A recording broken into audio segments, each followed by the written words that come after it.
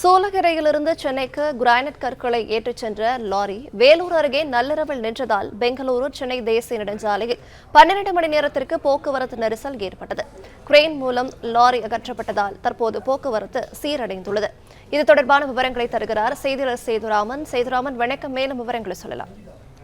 வணக்கம். வேலூர் மாவட்டம் அணைக்கட்டு அடுத்த பள்ளிக்கொண்டான் சுங்கச்சாவடியை அடுத்த வெட்டுவானம் பகுதியில் சென்னை பெங்களூர் தேசிய நெடுஞ்சாலையில் 43 கோடி மதிப்பில் மேம்பாலம் அமைக்கும் பணி நடைபெற்று வருகிறது. கடந்த 6 மாதங்களாக நடைபெற்று வரும் பணியினால் வாகனங்கள் செல்லும் சாலை இருபுறமும் சர்வீஸ் சாலையாக அமைக்கப்பட்டு வாகனங்கள் செல்ல அனுமதிக்கப்பட்ட வந்த நிலையில் நேற்று இரவு 12 மணி அளவில் சூளைகளில் இருந்து சென்னைக்கு கிரானைட் கற்களை ஏற்றி வந்த லாரி வேக தடையின் மீது இறங்கிய போது கேஸ் கட்டாணி பழுதாகி வழியிலே நின்றது.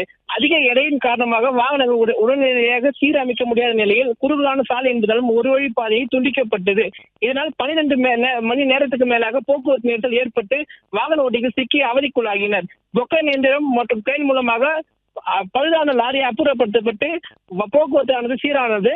தற்போது ஒன்றன் பின் ஒன்றாக வாகனங்கள் அணிவகுத்து செல்கின்றன. விவரங்களுக்கு நன்றி சேதுராமன். பிளே ஸ்டோர் மற்றும் ஆப் ஸ்டோரில் இருந்து பாலிமர் செயலியை QR கோடு மூலம் பதிவிறக்கம் செய்யுங்கள். செய்திகளை உடனுக்குடன் பெறுங்கள்.